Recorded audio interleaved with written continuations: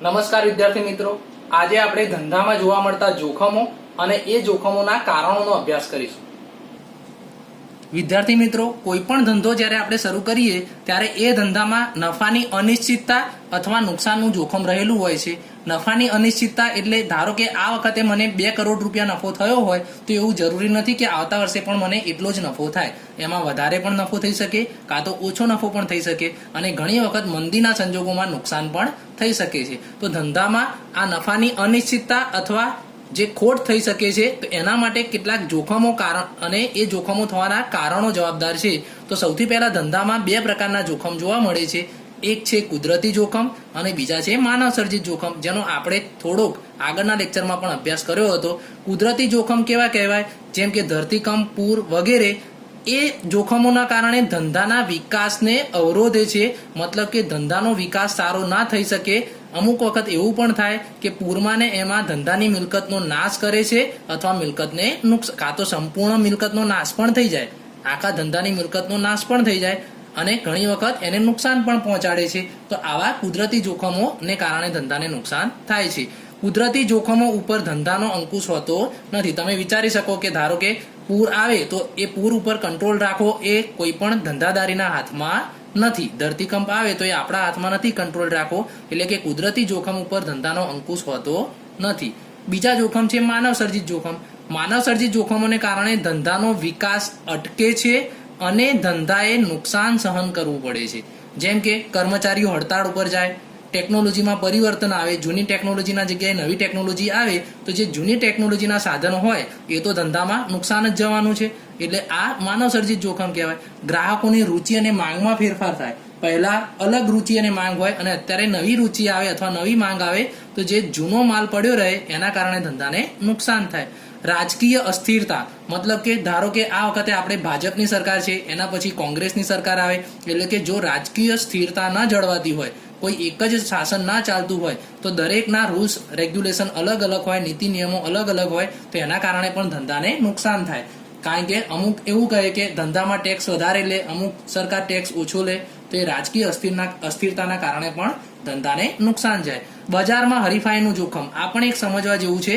ધારો કે એમ વિચારો કે આપણા રાણીપમાં કોઈ પણ એક જ ટ્યુશન ક્લાસ હોય તો એ ટ્યુશન ક્લાસ વાળો તમને એમ કહે કે 11 કોમર્સમાં હું 50,000 ફીસ લઈશ, તો પણ તમે આપવા તૈયાર થઈ જશો, કારણ કે તમારા જોડે કોઈ વિકલ્પ છે નહીં. પરંતુ એના જગ્યાએ બહુ ઘણા બધા ઓપ્શન હોય તો એ બધા ઓપ્શનના કારણે ધંધાએ હરીફાઈના કારણે પોતાની કિંમતનો ભાવ શું કરવો પડશે? ઘટાડવો પડશે. ઘટાડવો પડે એ પણ એક જોખમ છે. એટલે બજારમાં હરીફાઈનું જોખમ. એમાં તમે મોબાઈલના ઉદાહરણ પણ લઈ શકો છો. પહેલા મોબાઈલ કેટલા મોંઘા હતા, કારણ કે ત્યારે માંડ 3-4 ઘણી ગાંઠી કંપની હતી કે જે મોબાઈલનું ઉત્પાદન કરતી હતી. અત્યારે એટલી બધી કંપનીઓ છે કે જે તમને નામ પણ નહીં આવડતા હોય. તો એના કારણે હરીફાઈના કારણે ધંધાએ એના ભાવ શું કરવા પડે છે? ઘટાડવા પડે છે. આમ આ માનવ સર્જિત જોખમમાં આવે છે. કેમ જોવા મળે છે એના કારણોનો અભ્યાસ કરીએ તો સૌથી પહેલું કારણ છે ટેકનોલોજીમાં ફેરફાર. તમને ખબર છે કે ટેકનોલોજીમાં નવી શોધખોળો થતી રહે છે. આ નવી શોધખોળોના કારણે ઉચ્ચ ગુણવત્તાવાળું ઉત્પાદન મેળવવા માટે આપણે શું કરીએ છીએ? લેટેસ્ટ નવી ટેકનોલોજી અપનાવવી પડે છે. તો આ નવી ટેકનોલોજી અપનાવીએ તો એના માટે શું કરવું પડશે? જૂના યંત્રોના સ્થાને નવા યંત્રો લાવવા પડશે કે નહીં? તો આના કારણે ધંધામાં જોખમ આવી શકે છે. નવા યંત્રો લાવવા પડશે. જેમ કે એક સિમ્પલ ઉદાહરણ સમજીએ કે પહેલા તમે તમારા મમ્મી પપ્પા કે એમને પૂછશો તો પહેલાના ક્લાસીસમાં ને ક્લાસીસ હતા એ પણ ઓછા હતા, અને હોય તો પણ એમાં પંખાથી ને એનાથી ચાલતું હતું, અને પછી કુલર આવ્યા. અત્યારે હાલ તમે દરેક ક્લાસમાં જુઓ તો એસી ફરજિયાત લગાવેલું હશે, કારણ કે ટેકનોલોજીમાં ફેરફાર થયો, નવી ટેકનોલોજી આવી, તો હવે એસી લાવવા માટે ક્લાસવાળાને ખર્ચો તો કરવો જ પડશે. તો આ એક જોખમ કહી શકાય. વૈકલ્પિક પેદાશોનો ભય આ પણ એક સમજવા જેવું છે કે ટેકનોલોજીમાં થતા ફેરફારને કારણે ગ્રાહકો વૈકલ્પિક પેદાશો તરફ વળ્યા છે. વૈકલ્પિક પેદાશ કોને કહેવાય?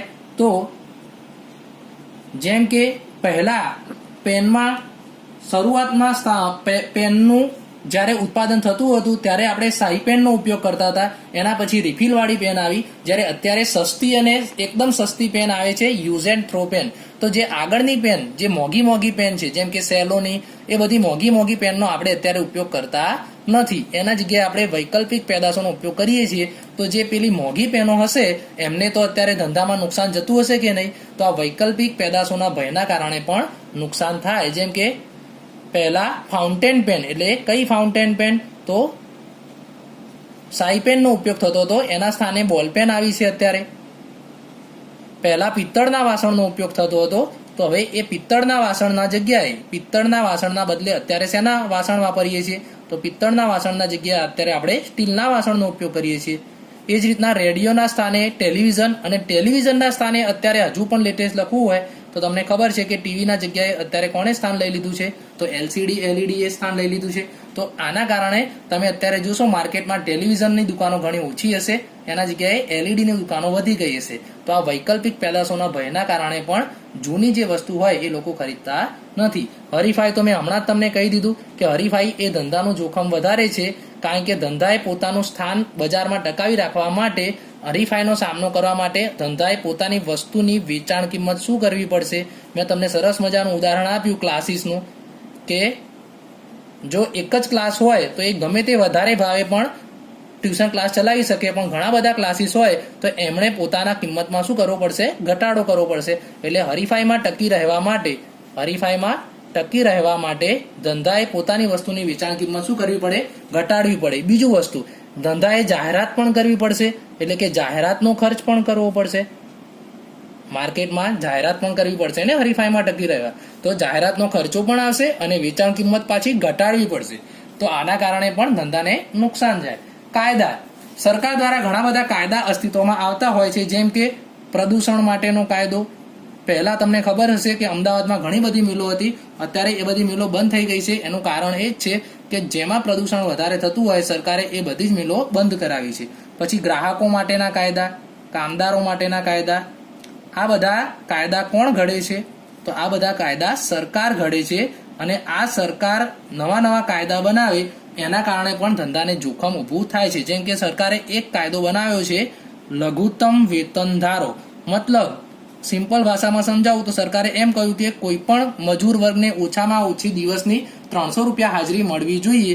એવું એક ઉદાહરણ આપું છું. તો એનો મતલબ એટલાથી વધારે હાજરી આપવી પડે, પણ 300 રૂપિયા તો ઓછામાં ઓછા આપવા જ પડે. તો એ લઘુત્તમ વેતન ધારો સરકારે નક્કી કર્યો છે. અને એ જ રીતના કારખાના ધારો નક્કી કર્યો છે. તો આવા કાયદાના કારણે પણ ધંધામાં જોખમ ઊભું થાય છે. માંગની અનિશ્ચિતતા, મતલબ કે ઘણી વખત ગ્રાહકની આવક, રુચિ, વસ્તુની કિંમતમાં ફેરફાર,